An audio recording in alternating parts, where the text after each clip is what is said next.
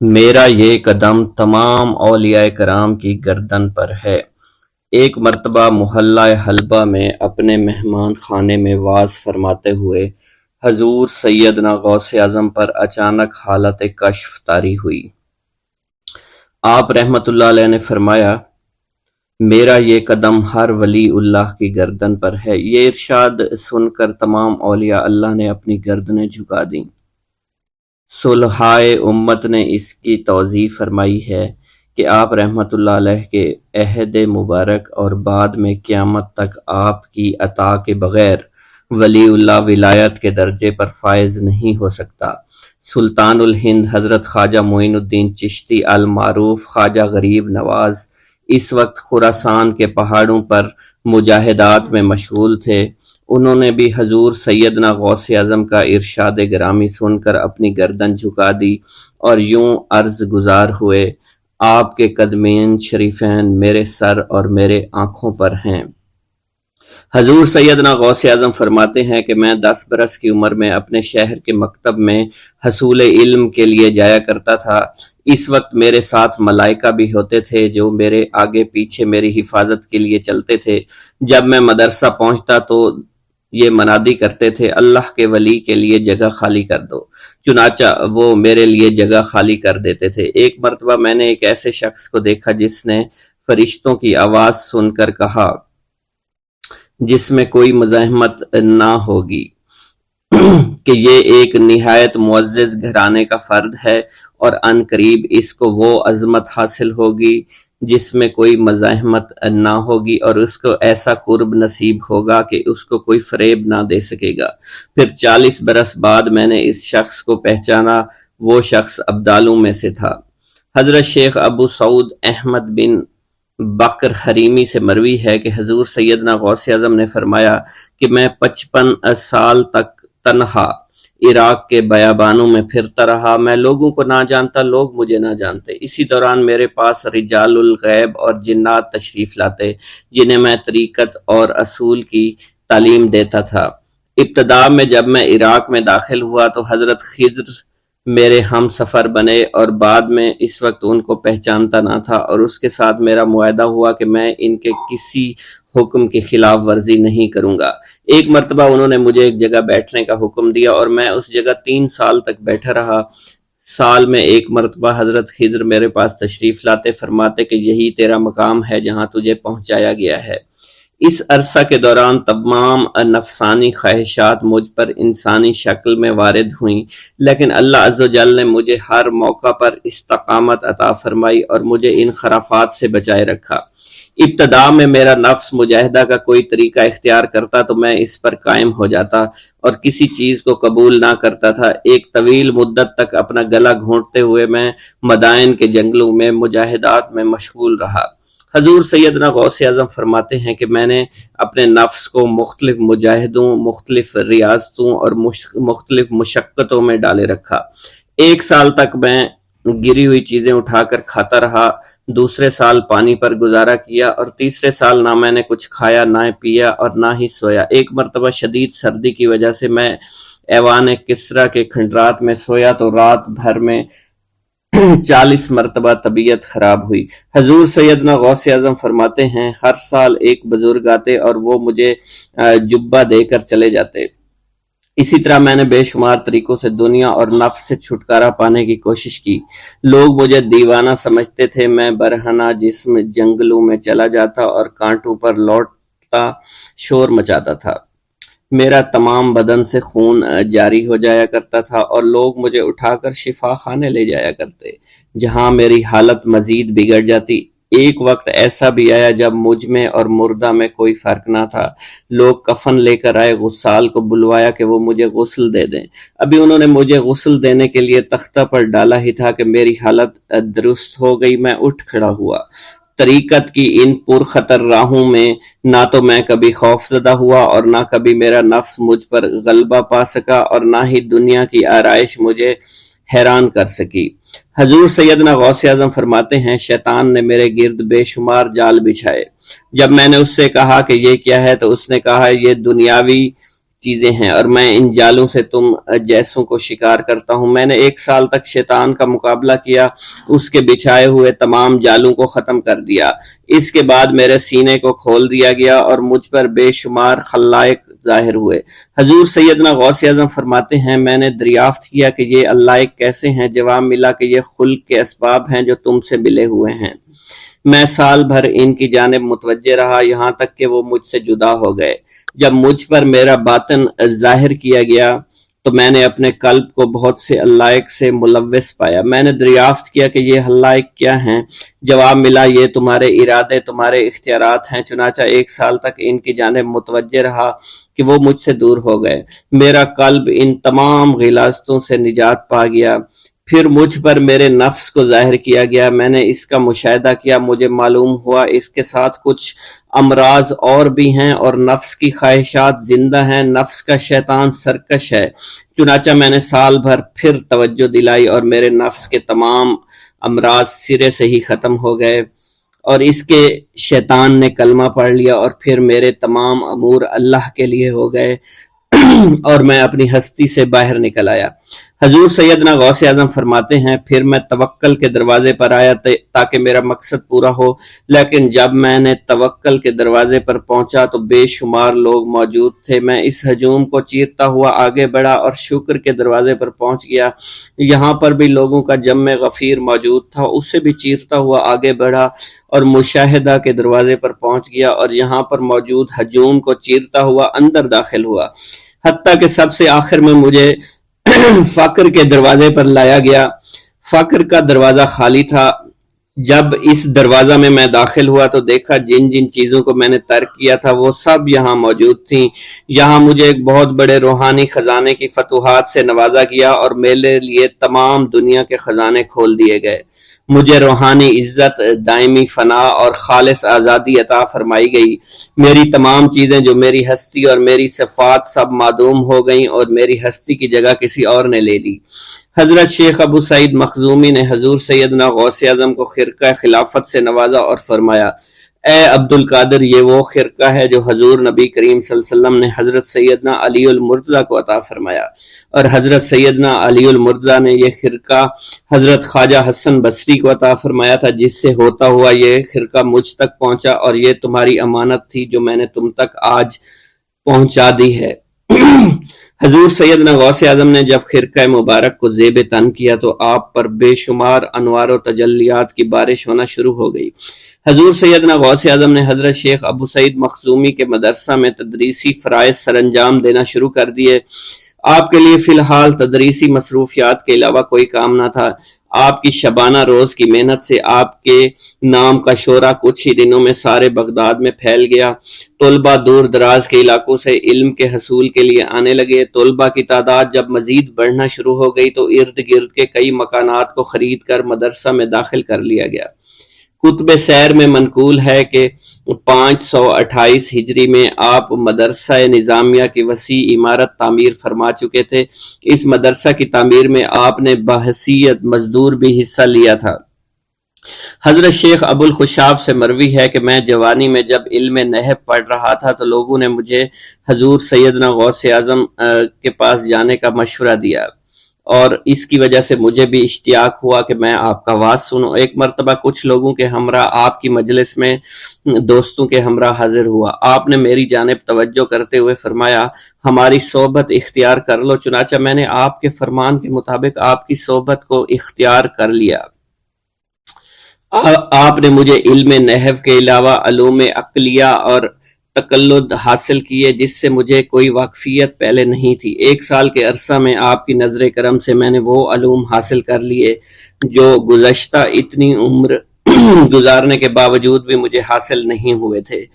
منقول ہے حضرت شیخ بقا بن بطو، شیخ علی بن ہیتی اور شیخ کیلوی جب حضور سیدنا غوث اعظم کے مدرسہ میں آتے تو جھاڑو دیا کرتے تھے اور چھڑکاؤ کرتے تھے، لیکن آپ کی اجازت کے بغیر کبھی اندر داخل نہ ہوتے تھے۔ اجازت ملنے کے بعد آپ حضرات اندر داخل ہوتے اور اجازت ملنے پر ہی بیٹھتے تھے۔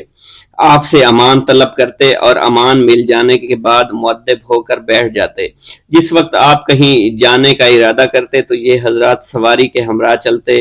آپ انہیں اس فعل سے منع فرمایا کرتے تھے اور کہتے تھے کہ ہمیں آپ کے ذریعے قرب الہی حاصل ہوا ہے۔ حضرت شیخ محمد قائل الادنیٰ سے مروی ہے کہ ایک مرتبہ حضور سیدنا غوث اعظم سے دریافت کیا گیا کہ آپ کی بزرگی اور عظمت کا راز کیا ہے؟ آپ نے فرمایا کہ میں کبھی جھوٹ نہیں بولتا اور کبھی کسی سے کذب بیانی نہیں کرتا۔ بسم اللہ الرحمن الرحیم۔ السلام علیکم۔ حضور سیدنا غوث اعظم فرماتے ہیں، میں 10 برس کی عمر میں اپنے شہر کے مکتب میں حصول علم کے لیے جایا کرتا تھا۔ اس وقت میرے ساتھ ملائکہ بھی ہوتے تھے جو میرے آگے پیچھے میری حفاظت کی غرض سے چلتے تھے۔ جب میں مدرسہ پہنچتا تھا تو وہ بار بار منادی کرتے تھے، اللہ کے ولی کے لیے جگہ خالی کر دو، چنانچہ وہ میرے لیے جگہ خالی کر دیتے تھے۔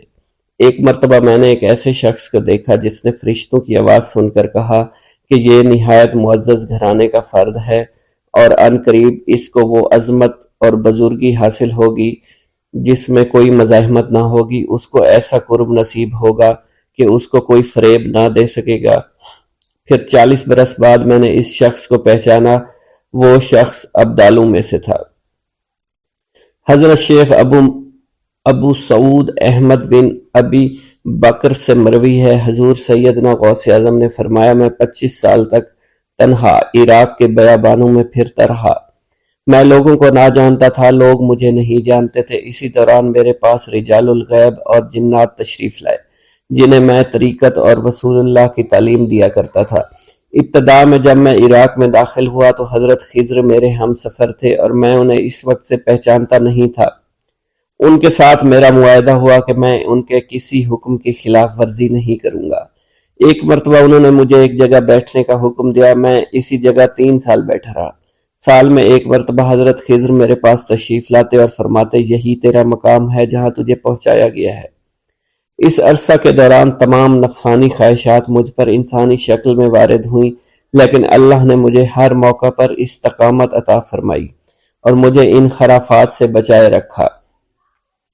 ابتدا میں میرا نفس مجاہدہ کا کوئی طریقہ اختیار کرتا تو میں اس پر قائم ہو جایا کرتا تھا اور کسی چیز کو قبول نہیں کرتا تھا۔ ایک طویل مدت تک اپنا گلا گھونٹتے ہوئے میں نے مدائن کے جنگلوں میں مجاہدات میں مشغول رہا۔ حضور سیدنا غوث اعظم فرماتے ہیں، میں نے اپنے نفس کو مختلف مجاہدوں اور ریاستوں اور مشقتوں میں ڈالے رکھا۔ 1 سال تک میں گری ہوئی چیزیں اٹھا کر کھاتا رہا، اسی دوسرے سال میں صرف پانی پر گزارا کرتا رہا اور تیسرے سال میں نے کچھ نہ کھایا اور نہ پیا نہ ہی سویا۔ ایک مرتبہ شدید سردی کی وجہ سے میں ایوان کسریٰ کے کھنڈرات میں سویا تو رات بھر میں 40 مرتبہ احتلام ہوا۔ میں نے ہر مرتبہ دریائے دجلہ پر جا کر غسل فرمایا، پھر نیند کے خوف سے محل کے اوپر ایک ویران جگہ پر چڑھ گیا اور وہاں 2 سال تک قیام کیا، حتیٰ کہ سردی کے سوا کوئی شے کھانے کو میسر نہیں تھی۔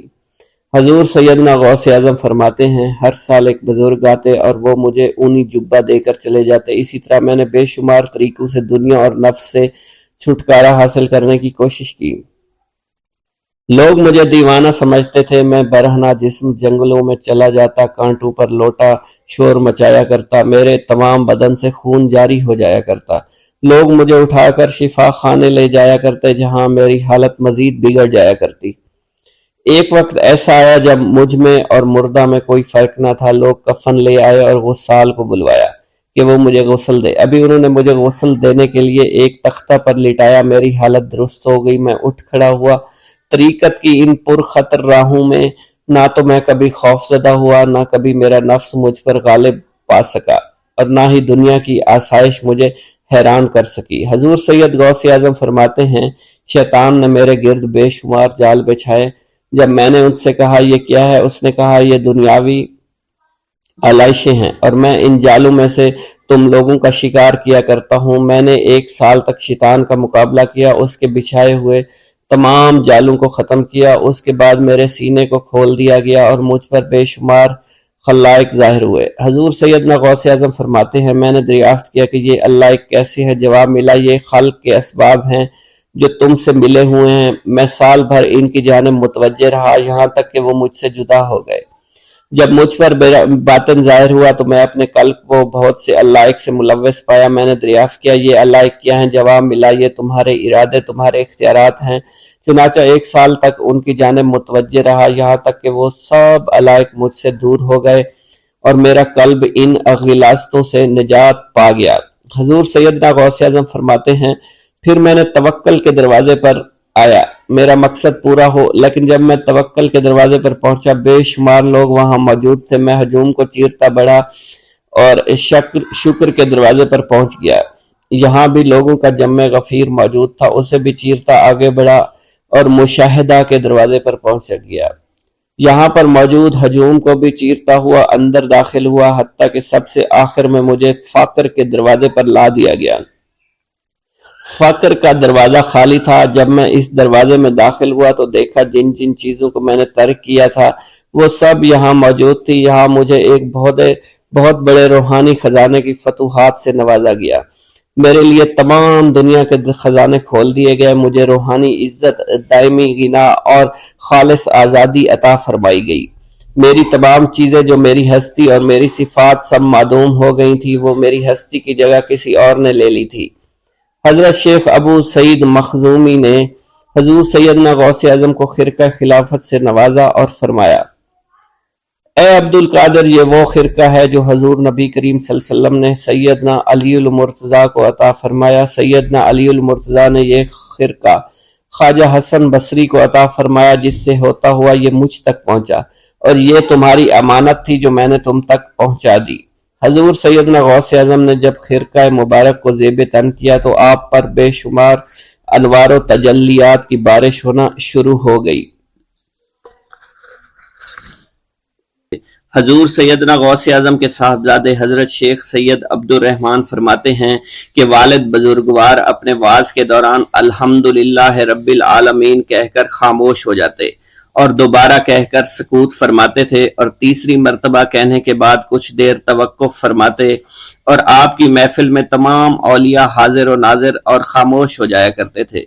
پھر آپ کی محفل میں اولیاء ملائکہ ایک کثیر تعداد میں آ جاتے جو محفل کے بعد نظر نہیں آیا کرتے تھے۔ آپ اپنے خطاب کو یوں شروع فرماتے، تمام تعریفیں اللہ کے لیے ہیں، اس کی مخلوق کی تعداد اس کے عرش کے وزن کے مطابق، اور بے حد تعریفیں جس سے اس کی ذات راضی ہو جائے، اس کے کلمات کی روشنی کے مطابق، اس کے علم کے مطابق، اس کی مرضی اور منشا کے مطابق، اور اس کی مخلوق کے مطابق جسے اس نے پیدا کیا، وہی عالم الغیب ہے، رحمان و رحیم ہے۔ میں گواہی دیتا ہوں اس کے سوا کوئی عبادت کے لائق ہی نہیں ہے، اور تمام کائنات اس کی تخلیق ہیں، تمام تعریفیں اسی کے لیے ہیں، وہ زندہ ہے، ہمیشہ زندہ رہے گا،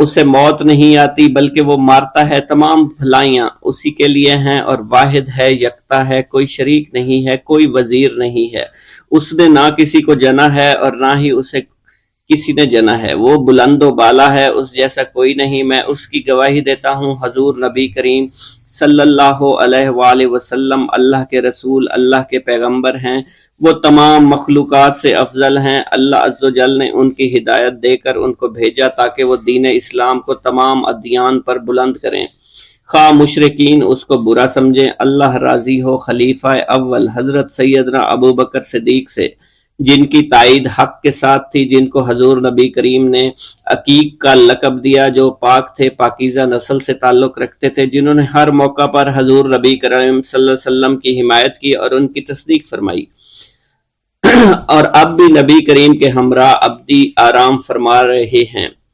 اللہ راضی ہو خلیفہ دوم حضرت سیدنا عمر فاروق رضی اللہ تعالی عنہ سے، جنہوں نے عمل کثیر کیے، جنہوں نے حق کو بلند کیا، جنہوں نے فیصلے کے لیے جن کو منتخب کیا گیا، جنہوں نے ہمیشہ حق بات کا ساتھ دیا، اور وہ بھی حضور نبی کریم صلی اللہ علیہ وسلم کے ہمراہ ابدی آرام گاہ میں آج بھی موجود ہیں۔ اللہ راضی ہو خلیفہ سوم حضرت سیدنا عثمان غنی رضی اللہ تعالی عنہ سے، جنہوں نے اپنے مال سے مسلمانوں کی امداد کی، قرآن مجید کی ترتیب و اشاعت احسن طریقے سے فرمائی، جنہوں نے امامت اور قرت سے محراب کو، منبر کو مزین کیا، اور جو افضل الشہداء ہیں اور فرشتے بھی ان سے حیا کرتے ہیں۔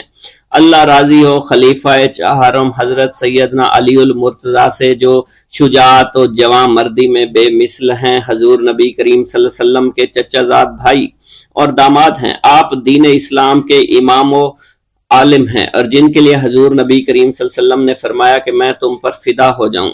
اللہ راضی ہو حسنین کریمین حضرت سیدنا امام حسن امام حسین سے، جن کی نیکیاں تا حشر قائم رہنے والی ہیں اور جن کے مراتب بے مثل ہیں۔ اللہ نے ان کے قلوب کو نیکیوں کی جانب مائل کیا۔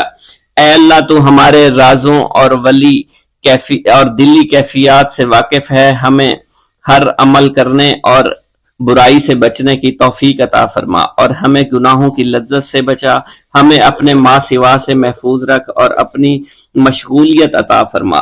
بے شک اللہ کے سوا کوئی عبادت کے لائق نہیں، جو چاہتا ہے وہی ہوتا ہے اور وہی قوی اور وہی عظیم ہے۔ اے اللہ ہمیں غفلت سے بچا اور ہمارے اوپر وہ بوجھ نہ ڈال جو تو نے پہلی امتوں پر ڈالا۔ اے ہمارے رب العالمین ہمیں معاف فرما اور ہماری مغفرت عطا فرما، کیونکہ تو ہی ہمارا رب ہے، تو ہی ہمارا مولا ہے، آمین۔ حضرت شیخ عبداللہ جبائی کا قول ہے کہ حضور سیدنا غوث اعظم رحمت اللہ علیہ نے مجھ سے ارشاد فرمایا کہ میرے نزدیک کھانا کھلانا اور حسن اخلاق افضل اور اعلیٰ ہیں۔ آپ کے پاس کبھی پیسہ نہیں ٹھہرا کرتا تھا، اگر صبح کے وقت آپ کے پاس 1000 دینار آ جاتے تو شام تک وہ غریبوں اور محتاجوں میں تقسیم ہو جایا کرتے تھے۔ حضور سیدنا غوث اعظم کی پرورش نہایت ہی بابرکت ماحول میں ہوئی۔ آپ نے ابتدا میں گوشہ نشینی اختیار کی اور خود کو دنیاوی غلاظتوں سے پاک رکھا۔ آپ نے 51 برس کی عمر میں شادی کی۔ جب آپ سے اس بارے میں دریافت کیا گیا تو آپ نے فرمایا، جب مجھے حضور نبی کریم صلی اللہ علیہ وسلم نے نکاح کی اجازت دی تو میں نے نکاح کر لیا۔ حضور سیدنا غوث اعظم نے اپنی ذات کو اللہ عز و جل کی خوشنودی کے لیے وقف کر رکھا تھا۔ آپ کی راتیں جاگ کر گزرا کرتی تھی اور ساری رات آپ مراقبہ اور مشاہدہ میں گم ہوا کرتے تھے۔ آپ کی عادت مبارکہ تھی کہ آپ سجدہ کو دراز کیا کرتے تھے اور بیٹھ کر مراقبہ فرمایا کرتے تھے۔ اسی دوران آپ کا جسم مبارک نورانی شعاؤں کے زیر اثر ہوتا اور کئی مرتبہ آپ نورانی شعاؤں میں غائب ہو جایا کرتے تھے۔ حضرت شیخ ابو عبداللہ بن حسنین بن ابی الفضل فرماتے ہیں کہ حضور سیدنا غوث اعظم کے بعض دہقانی مریدین ہر سال آپ کے لیے گیہوں بوتے تھے اور جائز طریقہ سے اسے پالتے تھے۔ پھر آپ کے بعض مریدین اسے پیستے اور آپ کے لیے ہر روز 4-5 روٹیاں پکاتے اور شام کو آپ کے پاس روٹیاں لے کر آیا کرتے تھے۔ آپ حاضرین میں ایک ایک ٹکڑا تقسیم کر دیتے اور جو بچ جاتا وہ اپنے لیے رکھ لیا کرتے تھے۔ حضرت شیخ خضر حسنی سے منقول ہے، حضور سیدنا غوث اعظم ایک شکستہ دل فقیر کو دیکھا۔ آپ نے اس سے اس کی کیفیت کے متعلق دریافت کیا تو اس نے کہا کہ میں آج دریا کے کنارے گیا اور ملاح سے کہا مجھے دریا کے پار لے جائے۔ اس نے انکار کر دیا۔ میں اپنے اس افلاس کے سبب پریشان اور شکستہ دل ہوں۔ ابھی اس فقیر کا کلام جاری تھا کہ ایک شخص آپ کی خدمت میں حاضر ہوا اور 30 دینار آپ کی خدمت میں پیش کیے۔ آپ نے وہ دینار اس فقیر کو دے دیے اور فرمایا کہ اس ملاح سے کہنا کہ کسی فقیر کا سوال رد نہ کیا کرے۔ حضرت شیخ معمر ابو المظفر فرماتے ہیں، میں نے حضور سیدنا غوث اعظم سے زیادہ کسی کو درگزر فرمانے والا آج تک نہیں دیکھا۔ آپ کی عطا کا یہ علم تھا، ایک محفل میں 400 لوگوں کو ولایت کے مقام اعلیٰ تک پہنچا دیا کرتے تھے۔ بھوکوں کو کھانا کھلانا، بیواؤں کی حاجت روائی کرنا آپ کا معمول تھا۔ جب کسی بیمار کے متعلق سنتے تو فوراً اس کی عیادت کے لیے تشریف لے جایا کرتے تھے۔ فقراء کو آپ رحمت اللہ علیہ کے در سے بغیر سوال کیے عطا ہو جایا کرتا تھا۔ حضور سیدنا غوث اعظم نے فرمایا کہ مخلوق سے کنارہ کشی سے پہلے علم حاصل کرو، کیونکہ جو شخص علم کے بغیر عبادت کرتا ہے وہ اصلاح سے زیادہ فساد میں مبتلا ہو جاتا ہے۔ تمہیں چاہیے کہ شمع شریعت اپنے ہمراہ لے کر علم کی روشنی میں علم عمل کرو، پھر اللہ تعالیٰ تمہیں علم لدنی کا وارث بنا دے گا جس سے تم ناواقف ہو۔ تمہیں چاہیے کہ تمام اسباب و ذرائع سے تعلق منقطع کر کے رشتہ داروں اور احباب سے جدائی اختیار کرو، تاکہ تم اپنے زہد کی وجہ سے اپنی قوت باطنی اور اپنے حسن ادب کا مشاہدہ کر سکو۔ خدا کے علاوہ تمام عالم و اسباب سے اس خوف سے منقطع ہو جاؤ تاکہ تمہاری شمع معرفت نہ بجھ جائے، اور جب تم 40 دن اپنے رب کے لیے مخصوص کر دو گے تو تمہارے قلب سے حکمت کے چشمے جاری ہو جائیں گے اور تم معرفت الہی کی تپش کا مشاہدہ کرنے لگے گے جس کو حضرت موسیٰ علیہ السلام نے اپنے شجر قلب پر محسوس کیا تھا۔ اس کیفیت کے بعد تم اپنے نفس و خواہش، اپنے شیطان سے، اپنی طبیعت اور اپنے وجود سے کہو گے کہ ٹھہر جا، میں نے اس آگ کا مشاہدہ کر لیا ہے جو قلب موسیٰ علیہ السلام پر روشن ہوئی تھی۔ اس کے بعد تمہارے قلب میں باطن سے یہ آواز آنے لگے گی کہ میں ہی تمہارا رب ہوں، میری ہی عبادت کرو، میرے غیر کی اطاعت سے گریزاں ہو جاؤ، میرے سوا کسی سے تعلق مت رکھو، میری معرفت حاصل کر کے میرے غیر کو فراموش کرو، غیر سے اعراض کر کے میرے علم، میرے قرب، میرے ملک اور میری سلطنت کی جانب متوجہ رہو۔ جب تمہیں بقا الہی حاصل ہو جائے تو تمہاری زبان پر اندہ جاری ہو جائے گا اور تمام حجابات رفع ہو کر قلب سے کدورت زائل ہو جائے گی اور نفس کو مکمل سکون حاصل ہو جائے گا۔ پھر جب اس کے الطاف غالب ہو جائیں گے تو تمہیں خطاب کیا جائے گا، اے قلب، فرعون نفس کی طرف توجہ کر اور اس کو راہ ہدایت پر چلاتا ہوا میری جانب آ لے اور اس سے کہہ دے کہ میرا ہی اتباع کریں، پھر انہیں رشد کے راستے پر ہدایت کر کے اس سے تعلق قائم کر اور اس کے بعد پھر قطع تعلق کر کے دوبارہ استوار کر لے اور اسی طرح سے کرتا رہے۔ حضرت شیخ و معمر سے منقول ہے، فرماتے ہیں ایک مرتبہ میں حضور سیدنا غوث اعظم شیخ عبد القادر جیلانی رحمۃ اللہ علیہ کی خدمت میں حاضر تھا۔ آپ بیٹھے کچھ لکھ رہے تھے، اسی دوران چھت سے 3 مرتبہ مٹی گری، چوتھی مرتبہ ایسا ہوا آپ نے جلال میں آ کر اس جگہ دیکھا جہاں سے مٹی گر رہی تھی۔ اسی دوران ایک چوہا اس جگہ سے نیچے گرا اور مر گیا، یہ چوہا ہی وہاں سے مٹی کھود رہا تھا۔ حضرت شیخ عمر بن مسعود بزاز فرماتے ہیں حضور سیدنا غوث اعظم وضو فرما رہے تھے، اسی دوران ایک چڑیا نے آپ کی قمیض پر بیٹ کر دی۔ آپ نے جلالی نظروں سے چڑیا کو دیکھا، وہ چڑیا اسی وقت نیچے گری مر گئی۔ آپ نے وضو سے فارغ ہونے کے بعد قمیض کے اس حصے کو دھویا اور پھر اپنی قمیض مبارک اتار کر مجھے دی اور فرمایا اس کو فروخت کر کے اس کی رقم کو خیرات کر دو، یہ اس کا بدلہ ہے۔ حضور سیدنا غوث اعظم کے زمانہ میں بہت ہی گناہگار شخص تھا، اس کے دل میں آپ سے بے پناہ محبت تھی۔ جب اس کے مرنے کے بعد دفن کیا گیا تو قبر میں منکر نکیر نے سوالات کیے تو اس نے سوال کے جواب میں عبد القادر جواب دیا۔ منکر نکیر نے اللہ کی بارگاہ میں اس کے جواب کو پیش کیا، حکم ہوا اگرچہ یہ بندہ فاسقوں میں سے ہے لیکن یہ میرے محبوب سید عبد القادر جو کہ صادقین میں سے ہیں ان سے محبت رکھتا ہے۔ بغداد کے محلہ باب العز کے قبرستان میں سے ایک قبر سے مردہ کے چیخنے کی آواز آنے لگی۔ لوگوں نے حضور سیدنا غوث اعظم کی خدمت میں عرض ہو کر عرض کیا، آپ نے دریافت کیا کیا صاحب قبر نے مجھ سے خرقہ پہنا؟ لوگوں نے عرض کیا ہمیں اس کا علم نہیں۔ آپ نے دریافت کیا کیا یہ میری محفل میں کبھی شریک ہوا؟ ہمیں اس کا علم نہیں۔ آپ نے پھر دریافت کیا کیا کبھی میرے پیچھے نماز پڑھی؟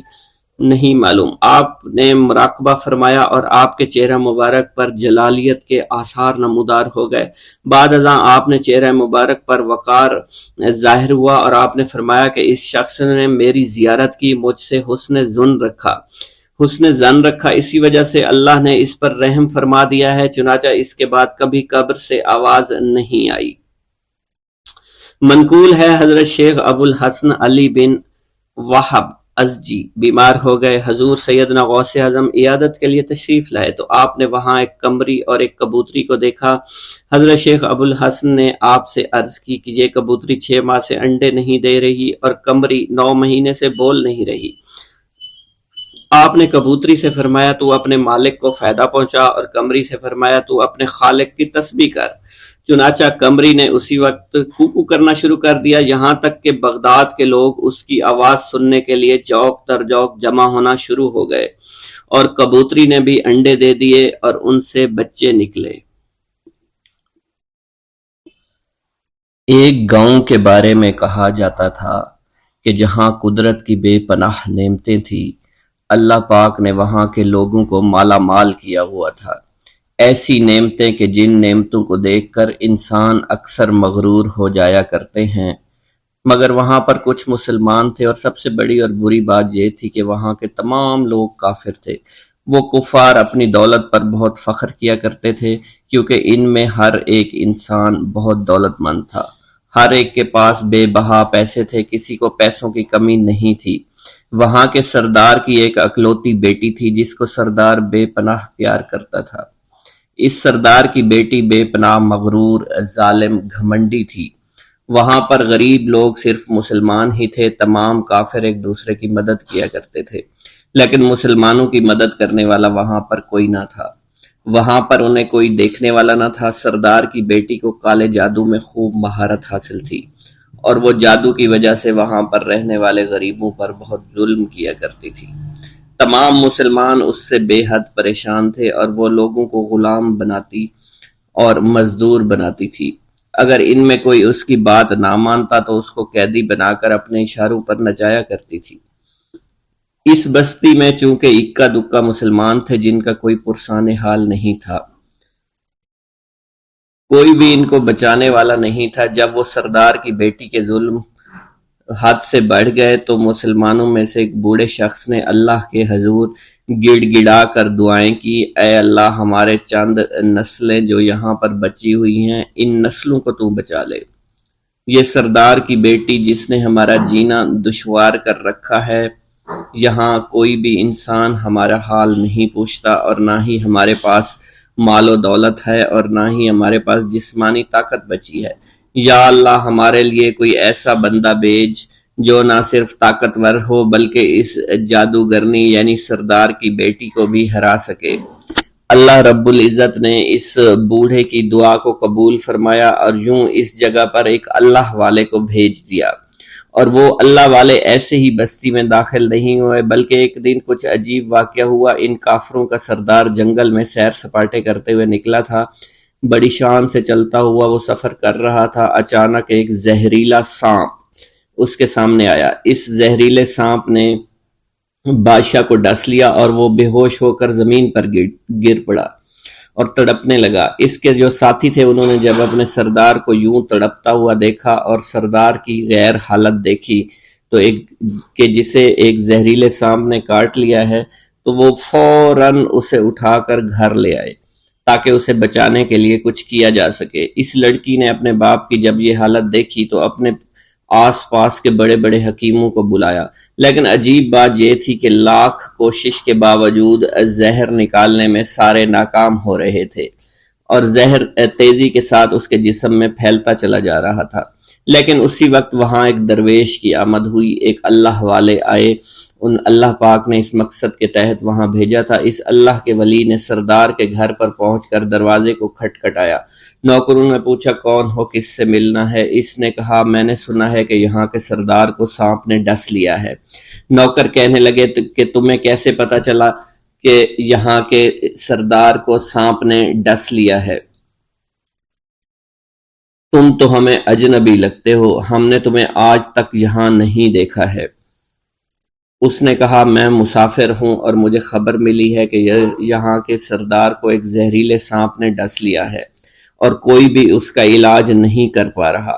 نوکروں نے کہا تم کون ہو؟ اللہ والے نے کہا میں حکیم ہوں اور میں ان کے علاج کی غرض سے یہاں آیا ہوں۔ وہ نوکر اللہ والے کی حالت دیکھ کر ہنسنے لگے کیونکہ آپ نے پھٹے پرانے کپڑے پہن رکھے تھے اور دیکھنے سے بہت غریب معلوم ہوتے تھے۔ وہ نوکر کہنے لگے کہ اتنے بڑے سردار کا علاج کرو گے؟ ارے یہاں تو اس کے پاس بڑے بڑے حکیم بلائے گئے ہیں، ہمارے سردار کے پاس پیسوں کی کوئی کمی نہیں ہے، اور وہ تم جیسے غریب سے بھلا کیوں علاج کروائیں گے؟ درویش نے کہا اگر تم چاہتے ہو تمہارے سردار کی جان بچ جائے پھر مجھے اندر جانے دو۔ غلام کہنے لگا ٹھیک ہے، ہم اندر جا کر اجازت لے کر آتے ہیں۔ نوکر اندر گئے، سردار کی بیٹی سے کہا ایک غریب آیا ہے، کپڑوں سے فقیر معلوم ہوتا ہے لیکن کہتا ہے میں سردار کا علاج کر سکتا ہوں اور میں سردار کا علاج کروں گا۔ جو زہر تیزی کے ساتھ جسم میں پھیل رہا ہے میں اس کو باہر نکال پھینک کروں گا۔ اس کی بیٹی کہنے لگی ٹھیک ہے بلا لو۔ جب وہ اللہ والے اس کے گھر کے اندر گئے تو دیکھا سردار تڑپ رہا تھا، ٹانگ کو بار بار بستر پر پٹخ رہا تھا۔ اللہ والے نے اس کے پیر کی طرف دیکھا جہاں سانپ نے اس کو کاٹا تھا، اسی جگہ اللہ والے نے تھوک دیا، فوراً وہاں سے بھاگ گئے۔ اس کے سارے سپاہی اس کی بیٹی دیکھ کر حیران رہ گئے کہ یہ بھلا کون سا دیوانہ ہے کمرے میں آیا، علاج کی بجائے اسی جگہ پر تھوک دیا جہاں صرف کاٹا تھا، اور بھاگ بھی گیا۔ اس کو کوئی گرفتار نہیں کر سکا۔ سردار کی بیٹی غصے میں تل ملا اٹھی کہ اس نے جو گستاخی کی ہے اس کی کوئی بات نہیں، تھوک کو میں صاف کروا دوں گی، مگر اس کو تو میں ابھی گرفتار کرواتی ہوں۔ اور اس نے اپنے سردار کے ایک نوکر سے کہا کہ اس تھوک کو صاف کرو۔ اس نوکر نے تھوک کو صاف کرنے کی بجائے اس کو اچھی طرح سے ٹانگ پر مل دیا۔ لڑکی نے کہا کیا کر رہے ہو؟ اس فقیر نے میرے باپ کی ٹانگ پر تھوک دیا، اب اس تھوک کو تم مل رہے ہو؟ حکیم نے اپنے ہاتھ کے اشارے سے سردار کے بیٹے کو روک دیا۔ جیسے اس تھوک کو سردار کی ٹانگ پر ملا گیا، فوراً سارا زہر ختم ہو گیا۔ جو ٹانگ کٹنے کے قابل تھی وہ ٹانگ بالکل ٹھیک ہو چکی تھی، جو نیلی پڑ چکی تھی اب اصلی حالت میں آہستہ آہستہ واپس آ رہی تھی۔ اور جب وہ قبیلے کا سردار بالکل ٹھیک ہو گیا، ہوش میں آ گیا، تو حیران رہ گیا۔ اسے بتایا کہ فقیر بابا کے تھوک کی وجہ سے آپ ٹھیک ہوئے ہیں۔ اس نے کہا وہ بزرگ تو ہمارے لیے مسیحا ہے، تم لوگوں نے انہیں جانے کیوں دیا؟ انہیں میرے پاس لے کر آؤ، انہوں نے ہم پر بہت بڑا احسان کیا ہے، ہم اس کے احسان کا بدلہ ضرور چکائیں گے۔ اس کی بیٹی جو خاموشی سے باپ کو دیکھ رہی تھی، اس نے کچھ بھی نہ کہا۔ گاؤں کے سردار کے کہنے پر سارے سپاہی اللہ والے کو ڈھونڈنے کے لیے نکل گئے۔ وہ چاروں طرف پھیل گئے، لیکن کہیں بھی اللہ والے کا پتہ نہیں چل رہا تھا۔ پھر جب سپاہی تلاش کرتے کرتے جنگل میں داخل ہوئے، وہاں ایک درخت کے نیچے ایک آدمی کو عبادت کرتے ہوئے دیکھا۔ وہ غور سے اس کو دیکھ رہے تھے اور کہہ رہے تھے یہ کس طرح کی عبادت کر رہے ہیں؟ ہم لوگ تو اپنے بتوں کے آگے ہاتھ جوڑتے ہیں، یہ نہ جانے کس کو سجدہ کر رہے ہیں۔ خیر، عبادت کے فوراً بعد اللہ والے کو پکڑ لیا، گاؤں کے سردار کے سامنے پیش کیا۔ وہ کہنے لگا آپ کون ہیں اور کہاں سے آئے ہیں؟ سب سے پہلے تو میں گستاخی کی معافی چاہتا ہوں، میرے لوگوں نے آپ کے ساتھ بڑی بدتمیزی کی، لیکن آپ کی وجہ سے آج میں زندہ ہوں۔ ہم گناہ گاروں کی وجہ سے آپ جیسے لوگوں کو بہت تکلیف ہوئی ہے، اس لیے میں معذرت چاہتا ہوں۔ آپ سے درخواست کرتا ہوں کہ آپ میری طرف سے یہ قیمتی لباس یعنی کپڑے اور عربی گھوڑا قبول کیجئے۔ اللہ والوں نے اس کی طرف مسکرا کر دیکھا اور کہا یہ گھوڑا، یہ لباس بہت قیمتی ہے، مگر یہ لباس پہن کر اس گھوڑے کے لیے گھاس کاٹوں گا تو کیا اچھا لگوں گا؟ سردار نے کہا فکر نہ کریں، گھوڑے کے ساتھ ساتھ ہم آپ کو نوکر بھی دیں گے۔ اللہ والے نے کہا کہ اتنی مال و دولت اور نوکروں کے ساتھ میں اکیلا رہوں گا؟ گاؤں کا سردار بولا حضور آپ کی یہ بات سن کر میں سوچ میں گم ہو گیا ہوں، لیکن یہ میری بیٹی آپ کے سامنے حاضر ہے۔ بیٹی حیرت سے اپنے باپ کو دیکھ رہی تھی کہ میرا باپ اب کیا کہنے والا ہے۔ سردار نے کہا میری بیٹی جسے آپ نے دیکھ لیا ہے اس کی شادی میں آپ سے کر دوں گا، مگر ایک شرط ہے کہ آپ کو اپنے مذہب کو چھوڑنا پڑے گا۔ میرے سپاہیوں نے آپ کو عبادت کرتے ہوئے دیکھا ہے، جہاں تک ہمارے معمولات ہیں ہم بتوں کے آگے سجدہ کرتے ہیں اور ان کی عبادت کرتے ہیں، اور آپ جس کے آگے سجدہ کرتے ہیں وہ اللہ ہے، یعنی آپ مسلمان ہیں، اس لیے آپ کو اپنا مذہب چھوڑنا پڑے گا۔ کیا آپ ایسا کر سکتے ہیں؟ اللہ والے نے کہا کہ مجھے ایک بات بتائیے، آپ سب کچھ دیکھ رہے ہیں، آپ نے مجھے یہ بھی دعا دی کہ میری اولادیں ہوں اور آپ کی نسل آپ کی بیٹی سے چلے گی۔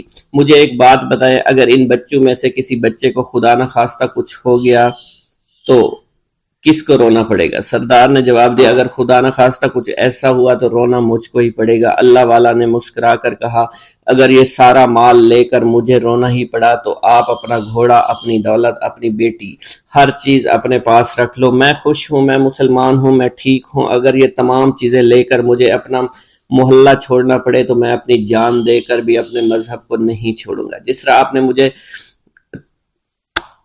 مجھے نوازا ہے، میں اسی رب کے دین کو چھوڑ کر چلا جاؤں گا۔ صرف چند پیسوں کی خاطر میں ہر دن پیسہ نہیں کر سکتا، اور اپنی درویشی میں بہت خوش ہوں۔ اللہ نے مجھے جس مقصد کے لیے بھیجا تھا وہ میرا مقصد پورا ہو جائے گا۔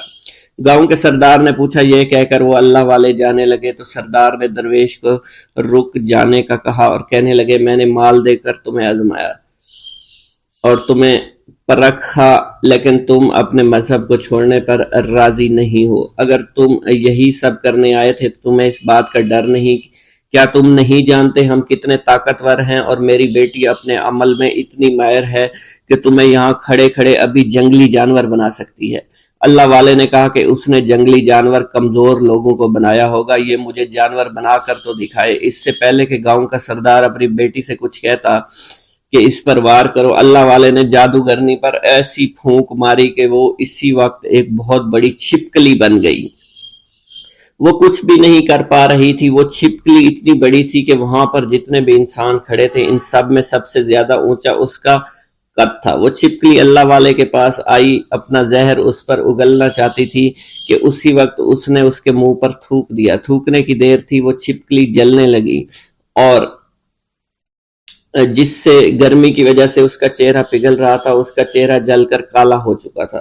وہ مرنے والی تھی کہ سردار دوڑتا ہوا قدموں میں آ کر گر پڑا اور معافی مانگنے لگا اور کہنے لگا، حضور اس گستاخی کے لیے میں معذرت خواہ ہوں، آپ مجھے معاف کر دو، میں نے سچ میں آپ کو بہت کمزور سمجھا تھا، آپ کو آپ کا مذہب سے ہٹانا چاہا تھا۔ اگر میری بیٹی ٹھیک ہو جائے تو میں سچ کہتا ہوں یہاں پر جتنے لوگ ہیں ہم پوری کی پوری بستی مسلمان ہو جائیں گے۔ اللہ والے نے کہا کہ ہم تمہیں اپنے دین میں شامل کرنے کے لیے یہ سب نہیں کر رہے، بلکہ تم لوگ مسلمان بھائیوں پر جو ظلم کرتے ہو وہ ظلم کو ختم کرنے کے لیے ہم یہاں آئے ہیں۔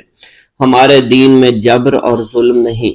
اگر تمہارے بیٹی سے انسان بن کر سدھر جاتی ہے تو اس کو اس کی اصلی حالت میں لانے کے لیے میں خود کو اللہ کی بارگاہ میں پیش کروں گا اور دعا کروں گا۔ سردار کہنے لگا کہ ہاں میری بیٹی اصلی حالت میں اگر آ جائے تو پھر ہم کسی پر ظلم و ستم نہیں کریں گے، اور میں دل سے اپنی بیٹی کے لیے معافی چاہتا ہوں۔ آج سے یہ کوئی بھی جادو ٹونا اور مسلمانوں کو تنگ نہیں کرے گی، اور نہ ہی کسی مسلمان پر یہ ظلم اور جبر کرے گی۔ بس آپ اسے دوبارہ سے انسان بنا دے۔ اللہ والا نے چھپکلی پر دوبارہ سے پھونک ماری تو پھر سے انسان بن گئی، اور اللہ والے کے قدموں سے وہ لپٹ گئی، کہنے لگی، مجھے معاف کر دیجئے، مجھے معاف کر دیجئے، میں نے اپنے آپ کو بہت طاقتور سمجھا۔ اس لڑکی کا آدھا چہرہ جل چکا تھا اور کالا ہو چکا تھا۔ وہ کہنے لگی کہ آج اپنے باپ کے ساتھ میں آپ کے دست مبارک پر مسلمان ہونا چاہتی ہوں۔ میں وعدہ کرتی ہوں کہ آج سے اس بستی پر کوئی بھی کافر کسی مسلمان کے ساتھ بدتمیزی نہیں کرے گا، زیادتی نہیں کرے گا، ظلم اور جبر نہیں کرے گا، بلکہ ہم سب یہاں مل جل کر رہیں گے اور بھائی چارے کے ساتھ رہیں گے۔ ہم سب مسلمان ہو جائیں گے، اور پھر یوں اللہ والے کے ہاتھوں پوری بستی کا سردار اور اس کی بیٹی نے اسلام قبول کر لیا، اور سردار نے اللہ والے سے اپنی بیٹی کا نکاح کر دیا، اور پھر اس بستی میں ہمیشہ کے لیے امن و امان قائم ہو گیا۔ بسم اللہ الرحمن الرحیم۔ حضور سیدنا غوث اعظم کی پرورش نہایت ہی بابرکت ماحول میں ہوئی۔ آپ نے ابتدا میں گوشہ نشینی اختیار کی اور خود کو دنیاوی غلاظتوں سے پاک رکھا۔ آپ نے 51 برس کی عمر میں شادی کی۔ جب آپ سے اس کے بارے میں دریافت کیا گیا تو آپ نے فرمایا، جب مجھے حضور نبی کریم صلی اللہ علیہ وسلم نے نکاح کی اجازت دی تو میں نے نکاح کر لیا۔ حضور سیدنا غوث اعظم رحمۃ اللہ علیہ نے اپنی ذات کو اللہ عز و جل کی خوشنودی کے لیے وقف کر رکھا تھا۔ آپ کی راتیں جاگ کر گزرتی تھی اور ساری رات آپ مراقبہ اور مشاہدہ میں گم رہتے تھے۔ آپ کی عادت مبارکہ تھی کہ آپ سجدہ کو دراز کرتے تھے اور بیٹھ کر مراقبہ فرماتے تھے۔ اسی دوران آپ کا جسم مبارک نورانی شعاؤں کے زیر اثر ہوتا تھا، اور کئی مرتبہ آپ ان نورانی شعاؤں میں غائب ہو جایا کرتے تھے۔ حضور شیخ ابو عبداللہ بن حسنین بن ابی فضل فرماتے ہیں کہ سیدنا غوث اعظم کے بعض دہقانی مریدین ہر سال آپ کے لیے گیہوں بوتے تھے اور جائز طریقہ سے اسے پالتے تھے۔ پھر آپ کے بعض مریدین اسے پیستے، آپ کے لیے ہر روز 4 یا 5 روٹیاں پکاتے اور شام کو آپ کے پاس روٹیاں لے کر آتے تھے۔ آپ حاضرین میں ایک ایک ٹکڑا تقسیم کر دیتے اور جو بچ جاتا وہ اپنے لیے رکھ لیتے تھے۔ حضرت شیخ خضر حسینی سے منقول ہے کہ حضور سیدنا غوث اعظم نے ایک شکستہ دل فقیر کو دیکھا۔ آپ نے اس سے اس کی کیفیت کے متعلق دریافت کیا تو اس نے کہا کہ میں آج دریا کے کنارے گیا اور ملاح سے کہا کہ وہ مجھے دریا کے پار لے جائے۔ اس نے انکار کر دیا۔ میں اپنے اس افلاس کے سبب پریشان اور شکستہ دل ہوں۔ ابھی اس فقیر کا کلام جاری تھا کہ ایک شخص آپ کی خدمت میں حاضر ہوا اور 30 دینار آپ کی خدمت میں پیش کر دیے۔ آپ نے وہ دینار اس فقیر کو دے دیے اور فرمایا کہ اس ملاح سے کہنا کہ کسی فقیر کا سوال رد مت کیا کرے۔ حضرت شیخ معمر کا بیان ہے کہ میں نے حضور سیدنا غوث اعظم سے زیادہ کسی کو درگزر فرمانے والا نہیں دیکھا۔ آپ کی عطا کا یہ عالم تھا کہ ایک محفل میں 400 لوگوں کو ولایت کے مقام اعلیٰ تک پہنچا دیا کرتے تھے۔ بھوکوں کو کھانا کھلانا اور بیواؤں کی حاجت روائی کرنا آپ کا معمول تھا۔ جب کسی بیمار کے متعلق سنتے فوراً اس کی عیادت کے لیے تشریف لے جایا کرتے۔ فقراء کو آپ کے در سے بغیر سوال کیے عطا ہو جایا کرتا۔ حضور سیدنا غوث اعظم نے فرمایا کہ مخلوق سے کنارہ کشی سے قبل علم حاصل کرو، کیونکہ جو شخص علم کے بغیر عبادت کرتا ہے وہ اصلاح سے زیادہ فساد میں مبتلا ہو جاتا ہے۔ تمہیں چاہیے کہ شمع شریعت اپنے ہمراہ لے کر علم کی روشنی میں عمل کرو، پھر اللہ تعالیٰ تمہیں علم لدنی کا وارث بنا دے گا جس سے تم ناواقف ہو۔ تمہیں چاہیے کہ تمام اسباب و ذرائع سے تعلق منقطع کر کے رشتہ داروں اور احباب سے جدائی اختیار کر لو، تاکہ تم اپنے زہد کی وجہ سے اپنے قوت باطنی اور اپنے حسن ادب کا مشاہدہ کر سکو۔ خدا کے علاوہ تمام عالم اسباب سے اس خوف سے منقطع ہو جاؤ تاکہ تمہاری شمع معرفت نہ بجھ جائے، اور جب تم 40 دن ایک چلہ اپنے رب کے لیے مخصوص کر دو گے تو تمہارے قلب سے حکمت کے چشمے جاری ہو جایا کریں گے اور تم معرفت الہی کی تپش کا مشاہدہ کرنے لگو گے، جس کو حضرت موسیٰ علیہ السلام نے اپنے شجر قلب پر محسوس کیا تھا۔ اس کیفیت کے بعد تم اپنے نفس و خواہش، اپنے شیطان، اپنی طبیعت اور اپنے وجود سے کہو گے کہ ٹھہر جا، میں نے اس آگ کا مشاہدہ کر لیا ہے جو قلب موسیٰ علیہ السلام سے روشن ہوئی تھی۔ اس کے بعد تمہارے قلب میں باطن سے یہ آواز آنے لگی کہ میں ہی تمہارا رب ہوں، میری ہی عبادت کرو، میرے غیر کی اطاعت سے گریزاں ہو جاؤ، میرے سوا کسی سے تعلق مت رکھو، میری معرفت حاصل کر کے میرے غیر کو فراموش کر دو، غیر سے اعراض کر کے صرف میرے علم، میرے قرب، میرے ملک اور میری سلطنت کی جانب متوجہ رہو۔ جب تمہیں بقائے الہی حاصل ہو جائے تو تمہاری زبان پر اللہ تعالیٰ کا نام جاری ہو جائے گا اور تمہارے حجابات رفع ہو کر قلب سے کدورت زائل ہو جائے گی اور نفس کو مکمل سکون حاصل ہوگا۔ پھر جب اس کے الطاف غالب آ جائیں تو تمہیں خطاب کیا جائے گا، اے قلب فرعون، نفس کی طرف توجہ کر اور ان کو راہ ہدایت پر چلا، میری جانب آ جا اور ان سے کہہ دے کہ میرا ہی اتباع کریں، پھر انہیں رشد کے راستے پر ہدایت کر کے ان سے تعلق قائم کر، اس کے بعد پھر قطع تعلق کر کے دوبارہ استوار ہو کر آ جا اور اسی طرف استوار ہو کر دیکھتا رہے۔ حضرت شیخ معمر سے منقول ہے، فرماتے ہیں ایک مرتبہ میں حضور سیدنا غوث اعظم کی خدمت میں حاضر تھا۔ آپ بیٹھے کچھ لکھ رہے تھے، اسی دوران چھت سے 3 مرتبہ مٹی گری۔ چوتھی مرتبہ ایسا ہوا تو آپ نے جلال میں آ کر اس جگہ دیکھا جہاں سے مٹی گر رہی تھی۔ اسی دوران ایک چوہا اس جگہ سے نیچے گرا اور مر گیا اور یہ چوہا ہی وہاں سے مٹی کو کھود رہا تھا۔ حضرت شیخ عمر بن مسعود فرماتے ہیں حضور سیدنا غوث اعظم فرما رہے تھے، اسی دوران ایک چڑیا نے آپ کی قمیص پر بیٹ کر دی۔ آپ نے جلالی نظروں سے چڑیا کو دیکھا، چڑیا اسی وقت نیچے گری مر گئی۔ آپ نے وضو سے فارغ ہونے کے بعد قمیص کے اس حصے کو دھویا، پھر اپنی قمیص مبارک اتار کر مجھے دی اور فرمایا اس کو فروخت کر کے اس کی رقم کو خیرات کر دو، یہ اسی کا بدلہ ہے۔ منقول ہے حضور سیدنا غوث اعظم کے زمانہ میں ایک بہت ہی گناہ گار شخص تھا، لیکن اس کے دل میں آپ سے بے پناہ محبت تھی۔